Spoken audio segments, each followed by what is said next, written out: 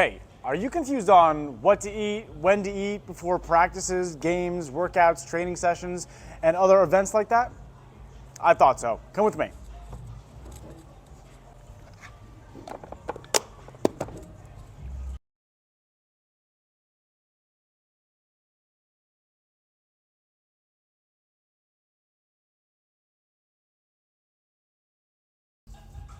All right, so when we're looking at our nutrition from a timeline, right?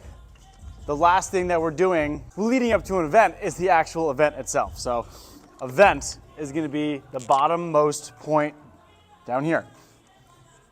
Event. Yay, we all love our practices, games, training sessions, all that stuff. So our event is down there. That's going to be what we're leading up to, right? When we're looking at the timeline, we're going to start furthest away at the top and then work our way down. So the furthest away we should be thinking about is 3 to 4 hours prior to that event. 3, 4 hours. 3 to 4 hours is going to be when our last big meal is. A couple hundred calories, maybe even 1,000 calories, right?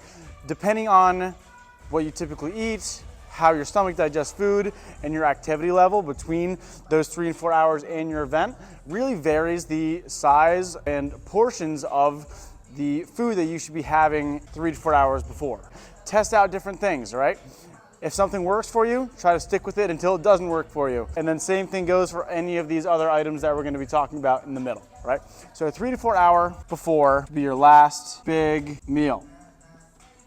Again, don't overload, don't have like 3,000 calories before you go do your event because that's gonna sit in your stomach a little bit more than a 1,000 or 900, 800 calorie meal would do. If you're a little bit uncomfortable doing one last big meal, there's other ways to get around that, right? You can do medium-sized meals, but I would recommend 2 to 4 hours before having medium-sized meals. What I would classify as a medium-sized meal would be anything between 400 and 800 calories. Maybe have 1 or 2 of those, between the 2 to 4 hour benchmark before that event to make sure that we're fueling ourselves properly. Next thing on the timeline is going to be 30 to 60 minutes. So now we're talking in a matter of minutes here. This should be real food. So something like a piece of fruit or other high carb items like a Rice Krispie treat, cereal bar. Recommend 100 to 300 calories for that last snack. Carbs up at the top, right? Make sure that you're eating your carbs. If you do not get enough carbs, you are going to be hitting a wall. What endurance athletes call bonking is when you don't have enough energy to complete a workout or a training session or a race. This also happens in lifting too, right? If you ever felt fatigued halfway through a workout, it's probably because you're a little bit underfueled in your carbs. And the closer that we get to that race, practice, event, training session, whatever it may be, the more liquid-based we should be getting. These carbs are going to be in our bloodstream that can be really, really easily pulled and used for energy. And then last on the timeline here, this is going to be less than 30 minutes, right? Less than 30 minutes before, you should be having liquid-based carbs. Gatorade, electrolyte powders that have carbs in them, sweetened yogurts, that's gonna be fine because that's a little bit more liquid-based. So think of it in this way. The higher up, the bigger and the more solid foods. The lower, the smaller and the more liquid-based you should be getting, okay? And now we also have to think about the night before and after the event because those are also really important for helping us prepare and recover. So before the day of the event, you should be making sure that you are carb loading, all right? For endurance athletes, marathoners, ultra marathoners, this should be taking place 2 to 3 days prior to the event. Slowly increasing your carb intake as to make sure that we are storing those carbs in the form of glycogen in our muscles. Anywhere between 500 to 800 grams of carbs is typically a good range. That can be a lot, I know, but making sure that we are doing that is gonna really help us store those carbs to use for energy and prevent any bonking.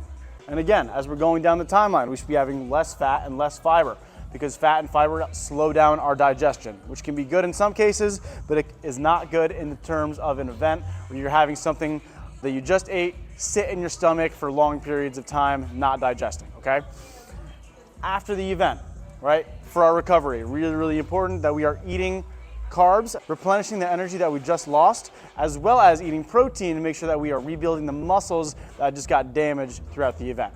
All right, something like 1 gram of protein per pound of body weight is a really good way to make sure that we're getting enough protein in every single day, and especially after a race. So key things to remember: the closer that we get down to the event, the more liquid-based, the more carbs, and the smaller they should be. The higher up, the more that we can include fats, fiber, and the bigger those can be. The night before, you should still be loading up those carbs, but if you are an endurance runner, making sure that you are carb loading 2 to 3 days prior to that event is going to be really, really beneficial. Make sure that you are constantly practicing with different types of fueling sources. Some days for myself, I like doing energy gels. Some days I like doing rice cakes. Other days I like doing a piece of fruit like a banana or an apple.